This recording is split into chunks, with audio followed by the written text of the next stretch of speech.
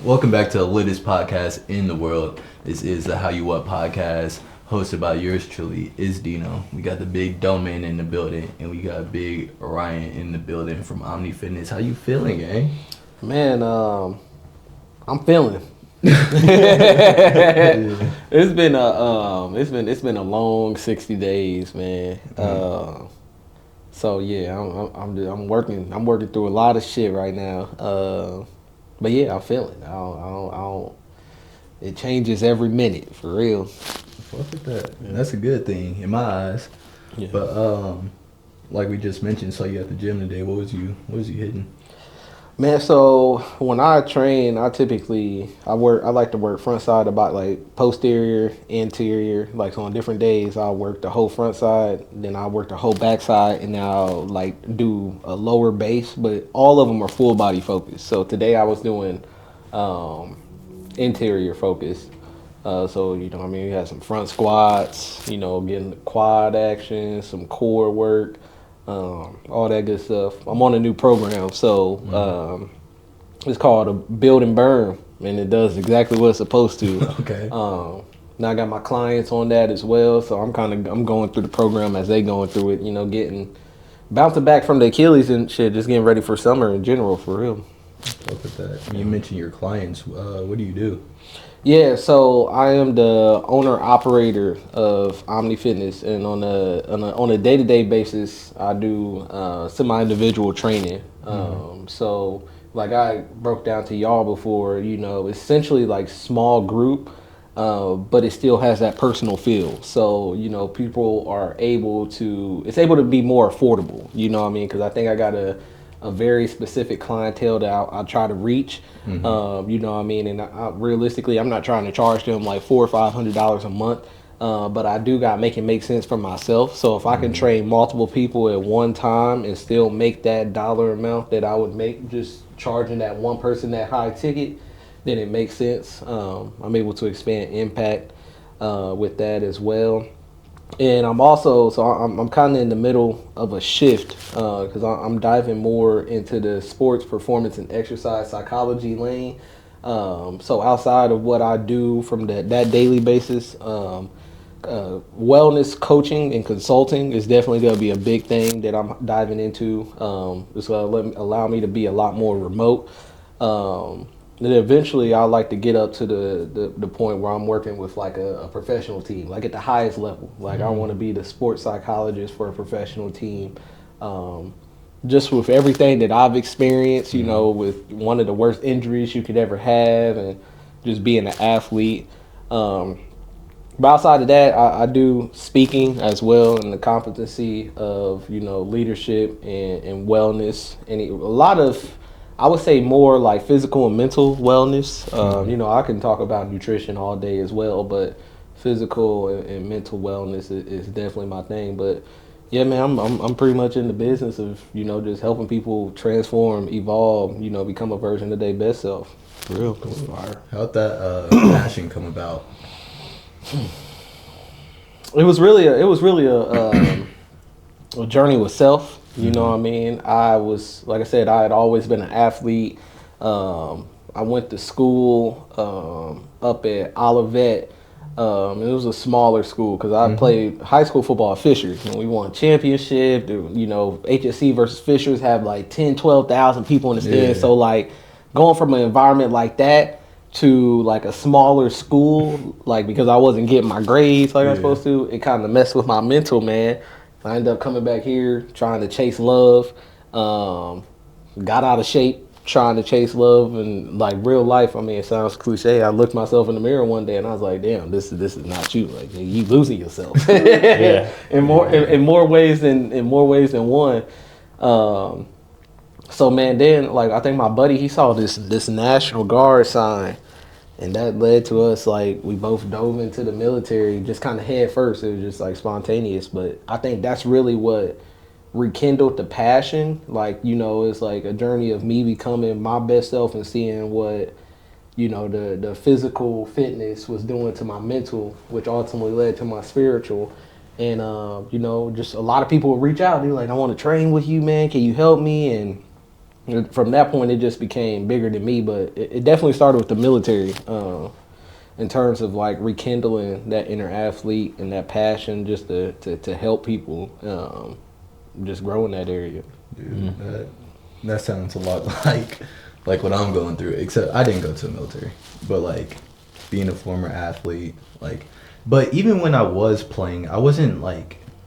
I was a receiver, so I'm not lifting weights, bro. I'm not doing that. That's not a part of my job description. But like when I came home, I like whatever. I was in a relationship, gained that relationship weight. I'm looking at myself. I'm like, damn, like this is what I used to be. Now I'm, you know, a slob. Yeah. So I had to get right, and then as I'm getting right, people are noticing. They're coming to me. They're like let's get a workout in. Like, what do you do? Blah blah blah blah blah. So it's like I'm seeing a lot of correlation here. Yeah, like that. Yep. That's where it always. People always want. Let's get a workout. Yeah. I'm definitely at that point now. Like, I'm not work. I definitely don't just work out with people. I'm like, you can pay me. You know what I mean? Bro. But it's like I put in the time. You know what I mean? So, but I definitely think that definitely was like a crucial start. But even then, like when people were asking me, I was like. Immediately my brain was like, let me monetize this as well, you know what I mean, and make it make sense, you know, from the get-go. I think that's just that entrepreneur, that entrepreneur in you, because I feel the same way. Yeah. Like my homies, like I let my homies come with me today. I don't know if you saw, London was with me today. Yep. So like people that's like close to me, like working around me, okay, cool, we can do that. But nah, the rest of y'all just not everybody. And he did me bad earlier this week. He was we talked, I think it was Monday we shot a pod, and then he was like, bro, let's work out tomorrow. I'm like, he asked me if we want to work. I'm like, bet.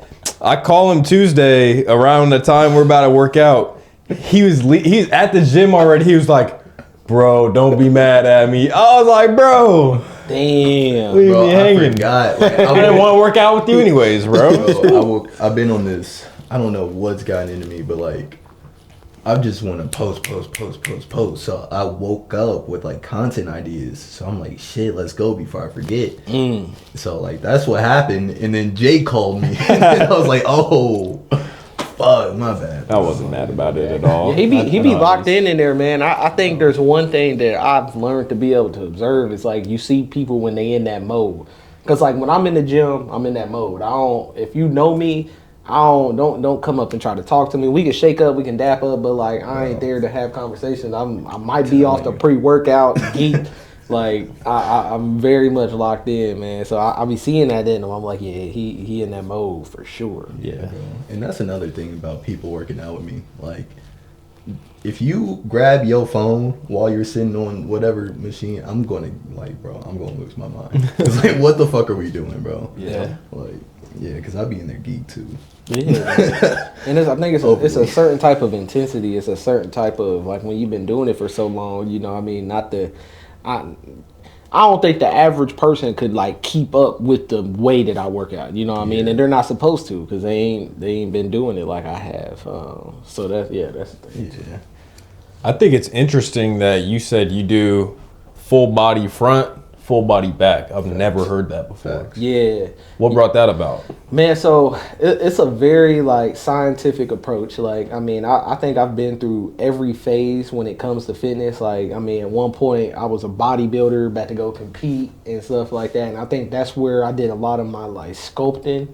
And for a season, like it was cool, you know what I mean? But it just felt one dimensional, you know, and I did a 23andMe and I got like my genetic composition. It was like I got the genetic composition of a elite power athlete.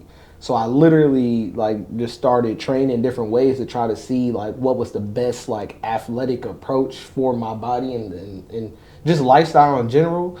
So it went from bodybuilding, then it went to like more like functional fitness, just like full body, just literally just full body, like working several aspects of the body a different week. And then I found this dude, his name is Vernon Griffin. And he won like the tactical strength and conditioning coach of the year. And I really loved his philosophy and what he did with that, man. I just started trying it, and out of everything that I've tried, that to me made the most sense. Because I like to get outside, I like to go run, I like to go hoop, I like to do all that. So like with working the front side full body, working the back side, like your body's sore, but it's not like chronically sore till like the point where you wake up and you like, damn, like I can't even move. You know, it feels more sustainable. And I think just from a result standpoint, man, it just kind of has spoken for itself. So I take a combination of all the stuff that I've done, you know, and some of the role models and some of the people I looked up to. I always like will try out somebody's program just to kind of, I'm hands-on learner. So the way that I learn is just trial and tribulation. So I'll try it out and I'll be like, all right, I'm gonna add this to the bag. All right, I'm gonna add this. So it really just comes from like a combination of, you know, trying out different things and like, all right, this is what works the best for me, I feel like, you know. Yeah. So are you hitting like front delt, chest, bicep, quad? Is that kind of like what you're... Yeah, man. So if you could think of it, like when I'm going in, a structured workout would be essentially, so I got my warm-up, you know, and my warm-up is usually consists of like some type of like mobility, you know, pertaining to what I'm about to do that day. Then I got the activation, and the activation is working like specifically to activate whatever is that muscle group. So whether it's front side, back side, or more or less leg dominant. And then I'll usually do like 2 major compounds. So let's say I'm doing interior, the front side of the body. My compound for that was front squat, you know, because for the front squat, you get in the quads, you get in the core, you attacking that all within that one exercise, and shoulders as well. And then I would go from that, you know, to like supersetting that with like some ab rollouts, then doing like some, you know, next superset shoulder press and, you know, Bulgarian split squats. And then I'll go do like some floor press with some step ups. So it pretty much, like you said, it's working, you know, them front delts, the chest, core, quads, you know, even calves, ankles, for real. So all of that. It's fire. Mm-hmm. Yeah. So when you're in the gym, you said it's a combination of all the things you learned. Are you like trying, how often do you try different workouts? So I think it's more programs than like random workouts. Okay. Like I really, there was a phase where I was just doing like random shit and like I felt like it was cool, you know what I mean? It was a season. It's like, oh, I see this on Instagram and go implement it. And I still might see an exercise that I can replace with something and go try that. But for I like to do, you know, bare minimum six to, you know, somewhere like 6 to 12 week program that I can literally follow. Cause I feel like that's how, like, if I'm just going and doing something random, I'm not even gonna necessarily be able to see if it's truly having that result that it needs to have. And I think that's also the difference between just like exercising or working out and training. Training is so much more intentional. I think most people just exercise or work out. They don't train. There's no structure.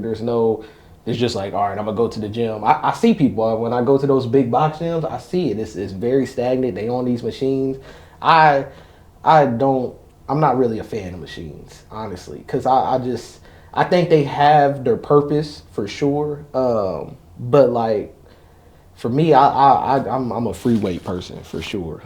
But yeah, it's definitely more of those programs. But definitely if I see something on Instagram and I'm like, this shit look dope, I'll try it out. But not like build a complete workout around just like random shit. Got you. Yeah. Are you changing your diet with that and like maybe your steps per day or things like that outside of the actual workout when you do change programs?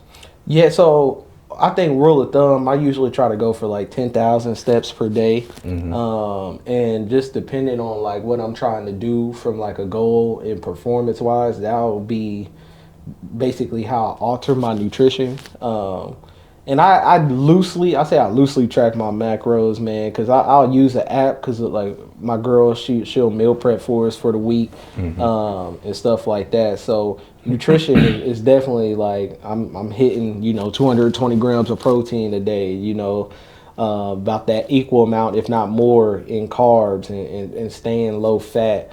And then I got a whole freaking lineup of like just daily vitamins and supplements that I take as well. Creatine that's the cheat code. I tell everybody that. I'm like, whether you're trying to build, whether you're trying to lose, you know, it got cognitive benefits now. It's the most studied supplement. Like I take 10 grams of creatine a day, and I'll do that for the rest of my life just because of the studies behind it. And you still are drinking a lot of water behind. Whole lot of definitely.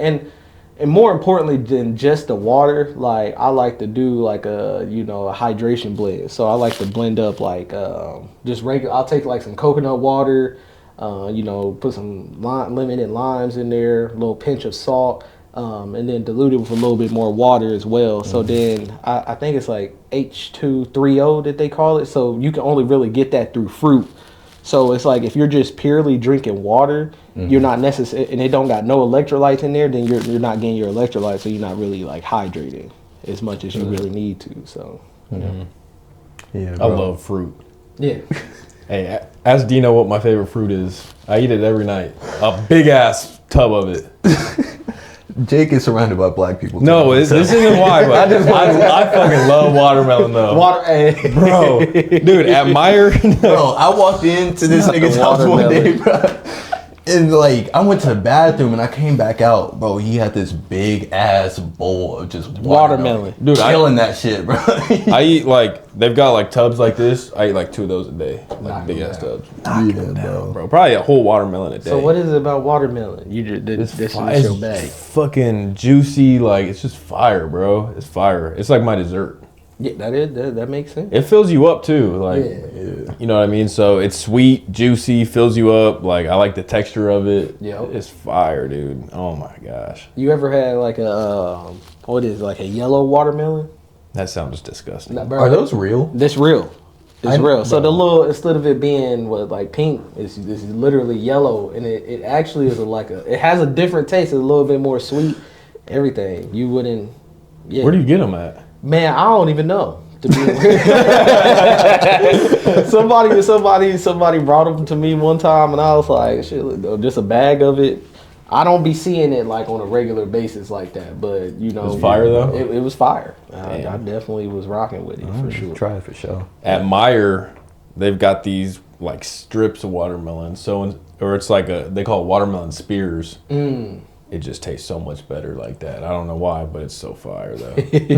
So fire. Yeah, bro. I was really just soaking up info, but so now we could get into the business a little bit. So OMNIFitness, you got your own gym. You know, you got your own classes. You got people coming in doing classes. Where did this all start? Like, how did you get that building? How did you get your clientele? Everything. Man, so that's actually an interesting story in itself. So I guess this is the first time that I'm gonna be putting this out there. So I no longer have that actual facility, like that brick and mortar facility downtown. Okay. I actually decided to make it make sense a little bit more by merging with another facility on the northwest side called MoreFit. Another black-owned facility, black woman, Courtney. She's dope. We got a very similar philosophy, and one thing that I see in the fitness industry here in Indy is like there's a lot of separation, and I like the concept of like collaboration over competition. So I'm like, if I can, with the season I'm in, about to go to school, navigating my relationship, with my fiance and all this stuff like that, and bouncing back from this Achilles injury, it's just a lot going on. So it's a lot to have that weight of just like being like, I was the owner operator of a brick and mortar location for 6 years, and I was doing it all myself. I'm doing the front end stuff, the back end stuff, I'm operating. So it was just a lot, and I just felt like I kind of started to lose myself in that process. And if you look and see like the most successful people in the fitness and wellness industry, most of them are, online based, which that's where I'm really shifting into. It's more that online platform. And then they have a facility that they operate, that they might, train people out of and stuff like that. Not a commercial space or anything like that, but they don't necessarily own it, because then there's not as much liability, there's not as much stress and shit that you gotta navigate. So, yeah, just I know that's throwing that out there. But how I started was literally in the middle of COVID. I was in the Army still, so I was a full-time intelligence analyst on the south side of Stoutfield. And man, they ran out of funding, so they were like, "Hey, we pretty much laying people off." But I've been building the business like the whole time that I was in there, man. Because like as an intel analyst, like I really like, unless like if we had people coming and I had to train them for like pre-deployment stuff like that, then I'll be busy. But outside of that, man, they in the military, like for specific things, like we really don't be doing shit. They call it hurry up and wait, like, and that's the thing. But I was hurry up and waiting and making it make sense at the same time. So I already had the structure. So as soon as I found out that information, I had a facility lined up and all that, hit the ground running. I was subleasing that facility to begin with. That didn't work out. It was some very interesting stuff going on there.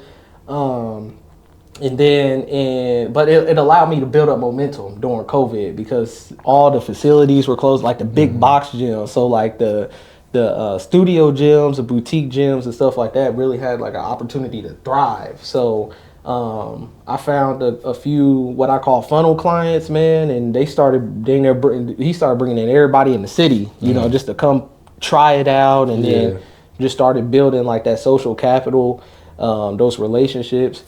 Then it led to me in August of 2020, that same year, getting my first facility, which was only like 800 square feet, but man, I definitely had it rocking in there.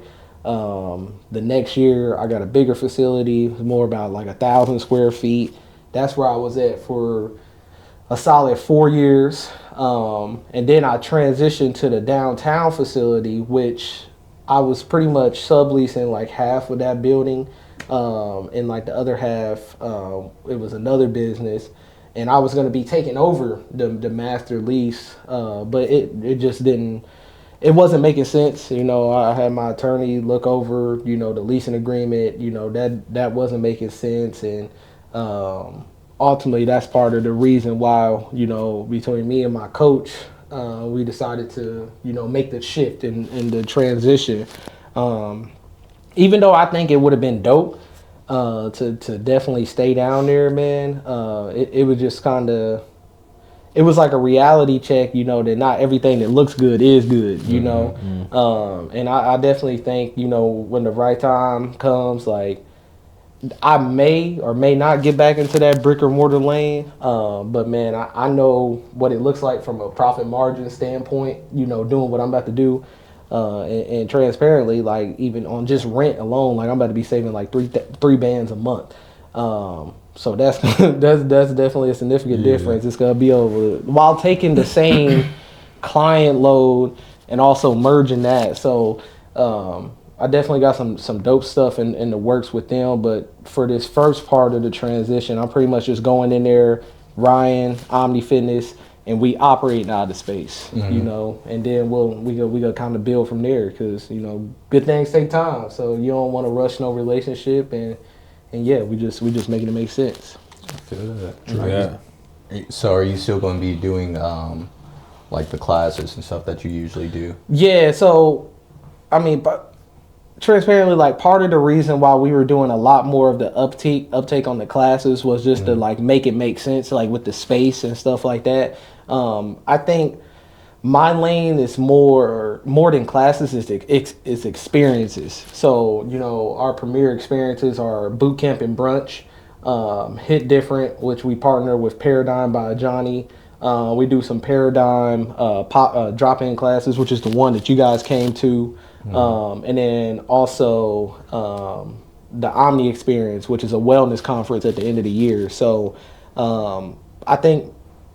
And then, well, I guess I'll say, in addition to that, too, I do host so I'm on the leadership of, like, it's called Underground Kings. And it's a group of black men. And, we have quarterly retreats. Some of them are in the city, some of them out of town. But part of that retreat, I do something called Fit for a King.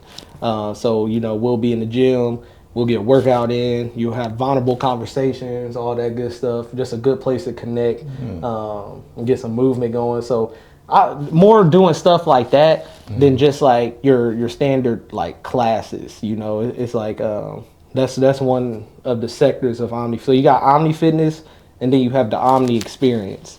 And the Omni Experiences is where we really bring in and embody the totality of wellness. So when we doing something, I don't like for it just to be like your basic base level class. I want people to come in and feel things on so many different capacities. So definitely gotta keep stuff like that going. You know, I'm not gonna completely like mark out the classes and stuff like that, but you know, in this season, it's more or less like sticking to the basics. You know what I mean? I'm a great performance coach. You know, I'm a great, you know, trainer, and that's what I want to be able to focus on while I'm continuing to, you know, lock in on this my degree and going back to school. It's been 10 years, so shit. That's about to be a shift in itself. Just going back to school. Yeah, bro. Fuck with that. So let's I want to move into the injury a little bit. Not only the injury itself, but also your mental state while that's going on. So could you take us through what happened with your injury? Man, yeah, so I was literally hooping. And the crazy thing is, it was one of those days where I think it was November 9th, and it was damn near starting to snow a little bit. It was cold outside. Just got home from church. I'm like, man, I really don't want to go hoop today. But so I just ended up going. And it got, you know, when you hooping, sometimes it get intense, you know what I mean? Yeah. Especially if it's a group that you used to hooping with, so you talking all that, you know, talking back and forth. It got real unnecessarily aggressive at one point, man. And I think I just got into it because I'm a competitor, so I just got into a space where I think I was doing a little bit too much. And then it was literally, I was just running back down on defense. I kind of like planted my foot back and pop. It sounded like a 22 caliber like going off, man. Like, and immediately it's like everything just went numb. Like I fell to the ground and I looked around. I was like, "Did y'all hear that?" And there was like a couple people there, like, "Yeah, like heard that." And I reached and I fell back there, and I was like, I just instantly started crying, bro. And it wasn't even because of the pain. It was just like I knew exactly what had occurred. It was like I lived out like my worst fear. I seen exactly a couple months before what Tyrese Halliburton went through. And man, so from there, everybody was like, "Bro, like you good? Come on, stand up. It might just be a strain." I was like, "Bro, it's gone. Like it's real life gone." Yeah. So I think I don't think I really like grieved that much because I thought back to Kobe because I read his book, The Mamba Mentality, and when he tore his Achilles, the fact that he was able to go shoot free throws after that shit was just crazy. I mean, it's a testament of who Kobe is. But he said when he tore his Achilles, you know what I mean, it was his personal Mount Everest. And right then and there, he was like, you know, he made the decision that I'm going to choose to climb the mountain. Because it's either you climb the mountain or you're going to get caught in the avalanche. And either way, it's going to suck, you know what I mean? But I'd rather make it to the top than, you know, get caught and dragged back down to the bottom. So I think like mentally, it definitely brought a lot up that was being suppressed from like an emotional standpoint and stuff like that. Because that was like the first time in that like 6-year time span that I had to sit down for that long. You know what I mean? I think it was 20 straight days where I couldn't be on my feet for more than 10 minutes. You know, I pretty much was on meds. Like I had to just like keep it strictly elevated. And it was in the middle of the winter and seasonal depression already a mug. So it was like I was navigating, you know, all of that.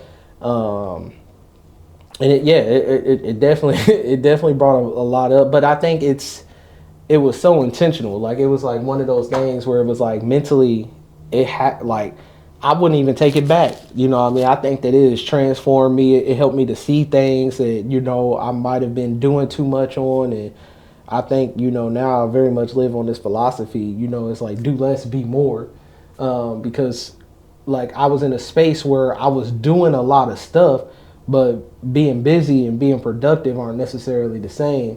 And I very much realized like I can simplify this. Like I can do way less than I'm doing right now and still make it make way more sense than it is now.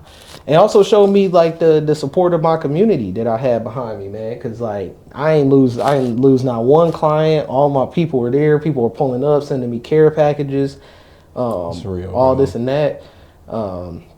And I just been going about it like literally like a professional athlete, you know, like I'm going to, you know, Forte, who is the best, like, you know, sports medicine and orthopedic, you know, surgery and, you know, PT group out there.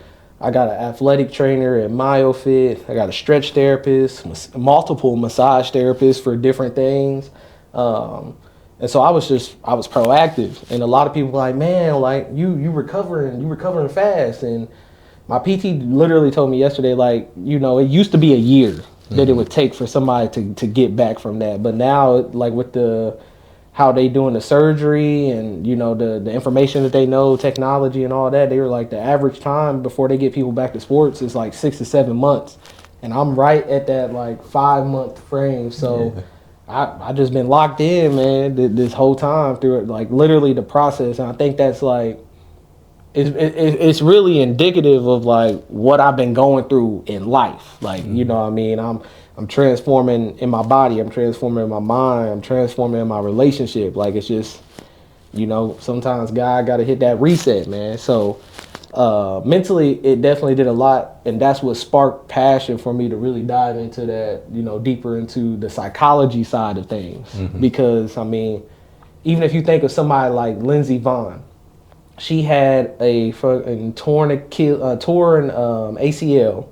She still went out and competed in the Winter Olympics, ended up breaking her leg, could have killed herself. You know what I mean? But there was something, like, I don't know what. I'm so interested in, like, what would make you, and who would advise you to go out with a ACL gone, like, who does that and ski at the highest level, bro? Like, competitive. That's crazy. But I think that speaks on like the performance and the pressure and all of that. Like, cause athletes at the highest level, like you hear them, like Tyrese Halliburton, like he was like a lot of people don't know, he was already hurt. It wasn't like his calf and stuff like that. Like he was having Achilles issues, but it's the finals, you know what I mean? So like literally these people they ready to put their body on the line for this sport, you know what I mean? And I want to be able to dive deeper into that and also be able to help people navigate, like, you know what I mean? Like, hey, I get it, performance, that, you know what I mean? That's part of your identity. But if you get too stuck in that performance, that should eat you up, man. Because it'll start to take away from who you truly are. Because you start to perform for things outside of yourself. You know what I mean? And so that was something that I had to go through. You know what I mean? Because I realized, like, shit, I was performing in public, but then at home, like, you know what I mean? I'm over here, I'm going through it. You know what I mean? Nobody would have known what the hell I was going through had I not you know, experienced everything that I experienced, because I was just stuck in performance. That's all I know, for real. It's beautiful, bro. I'm glad that you went like that route of climbing the mountain, because like you do see it a lot, even with pro athletes. Like when they have that injury, they just lose their mind because they got all that time to themselves where you sit and think. And oh no, I feel like that happens to everybody. Like everybody will have that time where they have to sit with themselves and figure things out. And it does. It goes one or two ways. And a lot of people don't like to sit with themselves, so they spend their whole life like doing it. You know what I mean? And just constantly staying busy and kind of running and shit. That, like, I know it. I used to be a runner.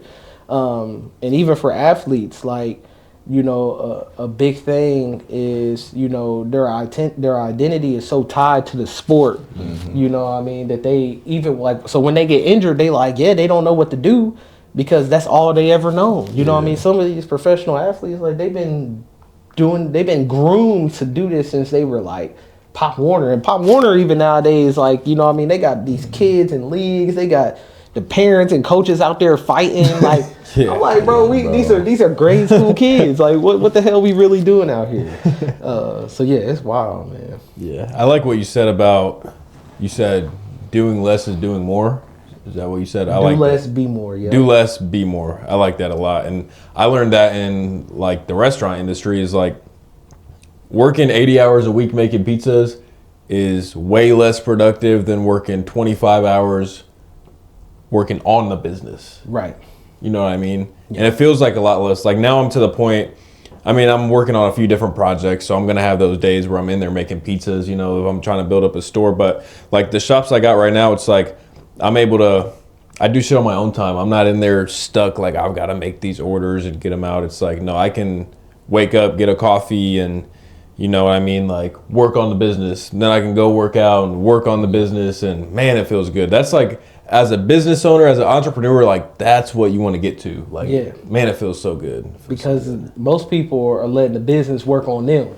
You know what I mean? And that ain't sustainable. Exactly. It's not like, well, you gonna take yourself. You either gonna take yourself to an early grave, or that business is not gonna last. Yeah, or it's just gonna be like a job forever. Like yes. A lot of small business owners just buy a job. They invest in a job.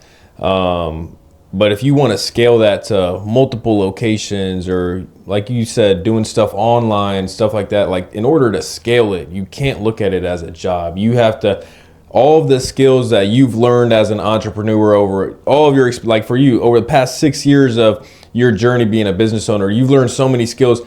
Those skills, that's what you need to be doing. You need to be putting those skills to use. You don't need to be doing all the other stuff, you know what I mean? So yeah, so I like that. It resonated with me. Yeah, I like that. And then I want to talk about like outside distractions. How do you keep yourself planted on the goal? Like, how do you keep moving forward? Man, I definitely think a big part of it is like the people that you have around you. You know what I mean? And I'm blessed to have like an ecosystem of like, I'm pretty much surrounded by all like entrepreneurs, you know, community leaders, like some people that really do some dope stuff in the city that keep me on my toes. But most importantly, man, like what really keeps me grounded, definitely my fiance, man. You know, I think behind every successful man, they say it is a, you know, a magnificent woman. Thanks. You know what I mean? And her name, Evangeline, literally means messenger from God. So like I don't take that lightly. But also like my faith, man. You know, I think, you know, that's one thing that in, you know, certain seasons where, you know, as an entrepreneur, it's uncertain. You know what I mean? Everything might be going good, and then next thing you know, in the next month, you know, everything's hitting the fan. You know. But one thing that is always going to be consistent more than anything is God. You know what I mean? And God has shown me time and time again, if he can take me and through it once, you know, he'll take me through it, you know, again and again and again. So I definitely lean on my faith. Man, I like to read. I like to write, journaling. I think I'll probably be an author someday. As crazy as that may sound, man, I've always had this vision of just, you know, being able to, you know, write and storytell, because I think that, you know, storytelling is very much a gift, and it's a gift that will help, you know, bring out the best in others. You know what I mean? You see a lot of these, you know, self-help books, and, you know, some of them be full of like fluff and stuff like that, but there genuinely are like some really good books out there. Like transformative books for me, definitely Way of the Superior Man. Like I mentioned, the Mamba Mentality, David Goggins, Can't Hurt Me. You know, just kind of stuff like that. You know what I mean? I really, and then even like, you know, mindfulness. And that's where I got the do less, be more. My boy Ray, Recovery Ray, they call him. He owns a company named Balance Period, and he really got me on par with like the mindfulness and really being able, you know, to meditate. And I think during the season, like I lost it, you know what I mean? I wasn't getting into the breath and stuff like that, because it sounds so simple, you know what I mean? You don't think that it would have that much impact on your body, you know what I mean, in your mind. But man, one of the best things I do to keep me level is that like that work that grounds me, you know, breath work, meditation, you know, stillness, devotionals, all that good stuff. Working out too, obviously. I love working out. I love doing like races, like Spartan races, mini marathons. I think it does something more for the mental more than anything. It's just like continuously showing yourself that you can break through these barriers and do hard shit that most people would stray away from, you know. So I kind of have like a odd addiction to that, for real. Dog, I feel like that's another thing about entrepreneurs. Like, no matter what facet it is, like, you have to show yourself that you can level up, like you can do something harder. I don't know, like that's what I've been really doing right now. It's like, cool, I've done this, let's do something better. Right. Cool, I've hit this number, let's hit a bigger number. Like, let's just keep that going up. And it really is an obsession. Yeah, so. You always gotta have something you're working for, you know what I mean? And each and every year, like, you know, I think it's great to have a business plan. Like, you've got to have like a base business plan. But like, realistically, I think what's even better is having like a yearly strategic plan. And it's something that, you know, it's like you create one every year. And it's like, you know, you're able to set your objectives, your goals, and everything that you need pertaining to, you know, whether I like to do it in business. I like to do it for my personal life and wellness. Like, some people say I'm like robotic the way that I operate, but like I'm very much like, all right, hey, if I create these systems around my life just to make it make sense, because when you got them systems, even if you fall off, it's easy to return back to that baseline, you know what I mean, rather than just like being lost in the sauce. So I'm very systematic for sure. Fuck with that. Jake, you had anything else, big dog? Man, I don't think so. I'm just soaking it in, bro. Me too, bro. Like, this has been amazing. Yeah, this has been a really good pod, and sure. I appreciate you pulling up, giving us a game. Yeah, appreciate y'all having me, man. Thank y'all doing some dope stuff, man. And yeah, I appreciate just connecting with y'all for real, man. I'm excited to see where everything goes with this, for sure. Any more classes you want us to pull up to, just let me know. Classes, workouts, whatever. You know, me and Jake will pull up, have a good time. Yeah, yeah, for sure. Most definitely. Bro. Cool. Man, you got me wanting to go back to I already worked out. I'm trying to go back, bro. Go back workout. I'm trying to do it all front. Yeah. Oh, God. I'm finna change my whole workout routine. Like, no bullshit. Yeah, next week I'm definitely changing things up. I don't know if I'm gonna do that, but I'm gonna definitely just try it out, bro. I'm like, the worst thing you can do is not like it. You know what I mean? At the end of the day, but where can you go wrong with trying different things out? And I think also you gotta know what you're trying to do. Like, what direction are you trying to go? But you know, I like that concept of like, hey, I like to train the everyday person in myself like an athlete, because if you work out on a regular basis, by definition, you are an athlete. And even just the normal shit that we, like, everyday humans do, you know, it's athletic movements and stuff like that. But if you ain't training like that, then you got people getting hurt, pulling muscles, you know what I mean? And they want to blame it on genetics. So it's like, nah, you just ain't doing the work. That's yeah. One thing I find fascinating is, like, when you're in the gym, obviously not everyone in the gym is fit. There's people that have been doing it for 20 years, people that have been doing it for, 20 minutes. Right. But in the gym, it's like, you see a lot of fit people and you feel like that's kind of like the standard. But then when you go outside of the gym and you go like Walmart or like Meijer, it's like, well, I'm probably like top 5% in the world. You know what I mean? Like, putting in 45 minutes a day puts you like top 5%, like right off the bat. Right off the bat, bro. Like, especially in Indiana, like Indianapolis. Like, Indianapolis is like, I think it's like 96 out of 100 major cities on the health index. Are you serious? Yeah, bro. So like, it's bad. Yeah. Here. Like, it's literally like they worry about COVID. You need to be worrying about the health and wellness epidemic. Bro. But man, there's a lot of factors behind that. But yeah, like the Midwest and Indianapolis in general, bro, it's terrible. So like you said, 45 minutes a day, like not even 45 minutes a day. You could do 45 minutes 3 to 4 times a week, and that'll still put you in like the top 5% of the world, not just, you know what I mean? And I think when you see people who are consistent in the gym and stuff like that, you know what I mean, it translates over to other areas in life. You're not gonna see too many like high level successful people that aren't, locking in on their health in some way, shape, or form. I tell that to people all the time, like, because like I said, I went through my little journey of being fit and slopped and fit, and like when that changes, I go to the gym 5 times a week. I'm not saying you got to do that, but like once you're going, like once you have a routine and you're getting better at something, you're gonna put routines in everything else that you're doing and get better at everything else. So like everything just aligns, bro. Take care of yourself, take care of your health, take care of your mental.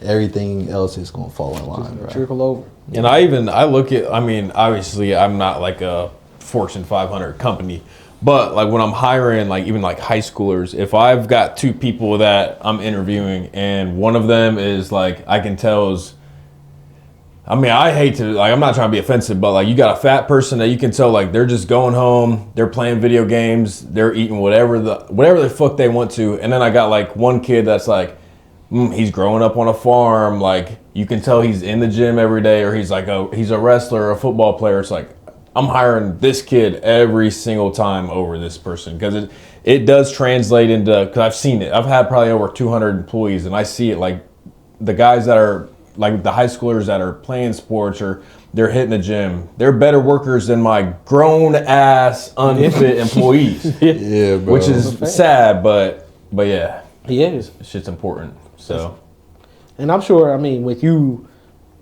because in an industry like that, you know what I mean, I'm sure the turnaround is high and stuff like that. So there's, like, that's what people got to understand. Like, when there's an owner or a manager or somebody that's making certain decisions like that, they have a process and what they able to just, like, eliminate out and stuff like that. So if you just want to be more naturally appealing, you know what I mean, whether that's getting a job, you know, whether that's looking for a partner, whatever the case may be, you know what I mean, it's how you look matters. You know? Yeah, it does, for sure. Hell yeah. What you got, Dino? Shout out Moronic, bro. Before we get off here, shout out Moronic. Shout out that Mo. shirt. Even Shirt's though fire. his dumb ass gave us 16 gray hoodies. Bro. Bro. It's cool, Mo. I love you, big dog. I told Jake when it happens, like, I understand. Like, I was telling Jake, I see both sides after reading the text. I see both sides, but come on, bro. Why the fuck? Why would we want 12 gray hoodies? Like, what are we? Not even our sizes. Oh, God. Hey, not even the sizes. Yeah. But, nah, they're going to get put to use. Yeah. People going to stop taking my shit.